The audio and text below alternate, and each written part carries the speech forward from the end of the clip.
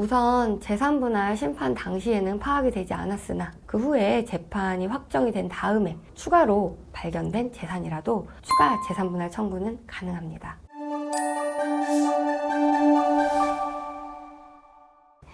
안녕하세요. 낭만로이어 서민 변호사입니다. 제가 감기에 걸려서 목소리가 오늘 좀 상태가 안 좋은데 미리 양해 말씀 드리고 시작할게요. 이혼 상담을 하다 보면 어떤 재산이 재산분할 대상이 되는지에 관해서 물어보시는 분들이 상당히 많으세요. 그리고 그 중에는 잘못 알고 계시는 경우도 많아서 오늘은 제가 어떤 재산이 이혼할 때 재산분할 청구가 가능한 재산인지에 관해서 실제 사례를 바탕으로 자세히 알려드리겠습니다. 이혼 재산분할 청구는 혼인 중 부부가 쌍방의 협력으로 취득한 재산에 대하여 이제 우리 이혼하니까 이거 그냥 분할을 해줘 라고 청구하는 것입니다. 분할 대상이 혼인 중 부부가 쌍방의 협력으로 취득한 재산이기 때문에 일방이 상속이나 증여를 받아서 취득한 특유재산은 원칙적으로 분할 대상에서 제외됩니다. 다만 특유재산일지라도 그 다른 일방이 적극적으로 특유재산의 감소 방지를 위해 기여했다거나 증식에 협력했다고 인정되는 경우에는 예외적으로 분할 대상이 될 수 있습니다. 쌍방의 협력 정도를 재산에 대한 기여도라고 하는데요. 여기에는 직업을 통한 소득뿐만 아니라 가사노동, 육아 등을 통한 협력도 모두 포함이 됩니다.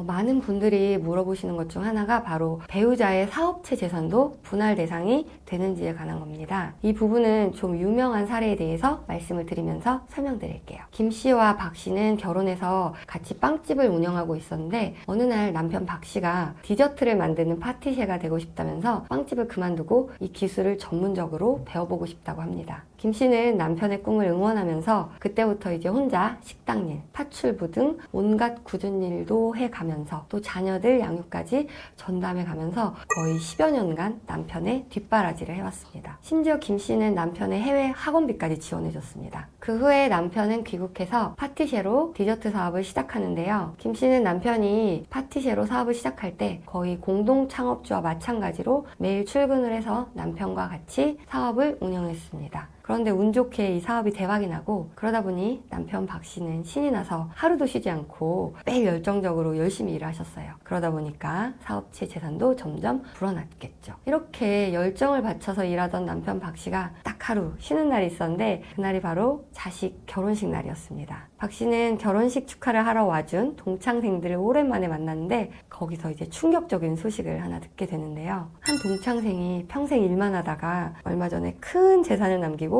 과로사했다는 소식이었어요. 이 친구들이 다들 그러면서 인생 너무 허무하다, 별거 있겠냐, 너 그렇게 살지 말라, 뭐 이런 말들을 박 씨에게 전했습니다. 박 씨는 이런 얘기를 듣고 충격에 빠져서 아내 김 씨에게 자기 너무 열심히 일하다가 번아웃이었다, 지금까지 내가 뭘 위해서 이렇게 열심히 살았는지 모르겠다 이러면서 앞으로는 빵이든 파티셰든 뭐 이런 사업 아무것도 안 하고 싶고 남은 인생은 나 하고 싶은 대로 혼자서 이렇게 즐기다 살다 가고 싶다 라면서 김 씨에게 이혼을 요구했습니다. 그러면서 이제 재산 분할로는 부부가 같이 살고 있는 이 집의 절반은 주겠지만 사업체 재산 그리고 사업을 통해서 번 돈으로 뭐 건물 막 이런 것들 산 건 일체 줄 수 없다라고 했습니다. 아니 혼인 기간에 대부분은 남편 뒷바라지 하느라고 고생을 하다가 이제 좀 살만해졌더니 하루아침에 남편으로부터 이혼 청구를 받게 된 김 씨. 과연 김 씨는 남편의 사업체 재산을 전혀 분할받을 수 없는 걸까요? 저는 남편 박 씨가 번아웃이 올 정도로 열심히 일을 해서 성공을 거둔 그 부분은 인정을 하더라도 아내에 대한 밑도 끝도 없는 이혼 여부는 그동안 아내의 고생을 무시한 너무나도 이기적인 행동이라고 생각합니다. 김 씨와 박 씨는 혼인한 기간이 20년 이상 되었고 남편 박 씨가 이 디저트 사업을 시작하는데 가장 중요한 기여를 한 사람은 10년 이상 혼자 돈 벌어가면서 뒷바라지를 한 김 씨입니다. 그 기간 동안 자녀 양육도 김 씨가 모두 전담을 했고요. 또 디저트 사업을 시작하고서도 김 씨는 공동사업주로 볼 수 있을 만큼 박 씨와 함께 계속 일을 했다는 점도 고려해야 할 사항입니다. 따라서 박 씨는 사업체뿐만 아니라 사업을 통해 취득한 재산에 대해서도 김 씨의 기여도를 부정할 수 없다고 보는 것이 합당하고 그렇기 때문에 같이 살고 있는 집뿐만 아니라 사업체, 이 사업을 통해서 취득한 재산까지도 분할 대상 재산이 될 수 있다고 보아야 합니다. 여기서 주의할 점은 배우자의 사업체가 모두 다 분할 대상 재산이 된다고 일률적으로 판단해서는 안 된다는 점입니다. 만약 배우자가 주식회사의 대표이사이거나 1인 회사인 경우라면 이 회사는 배우자의 개인 재산이 아니기 때문에 재산 분할 대상에는 포함시킬 수 없고, 대신 이 배우자가 소유하고 있는 이 주식의 가치를 재산적으로 산정을 해서 그 부분을 분할 대상으로 삼을 수 있을 것입니다.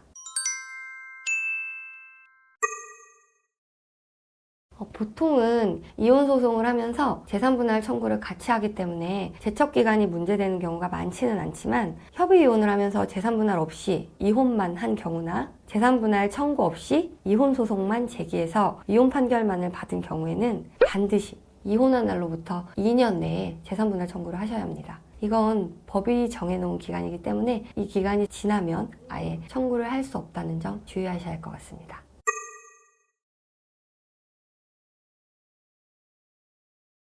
우선 재산 분할 심판 당시에는 파악이 되지 않았으나 그 후에 재판이 확정이 된 다음에 추가로 발견된 재산이라도 추가 재산 분할 청구는 가능합니다. 그러나 이 경우에도 2년의 제척기간이 적용되기 때문에 사항과 같이 제척기간이 지난 경우에는 추가로 재산 분할 청구를 할 수 없습니다.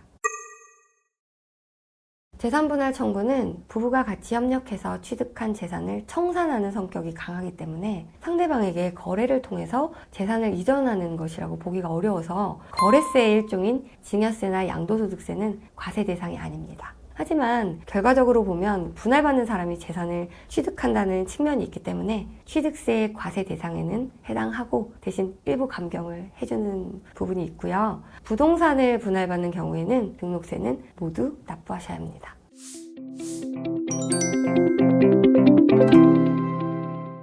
오늘 영상은 여기까지입니다. 오늘 내용이 유익하셨다면 좋아요, 구독 부탁드립니다.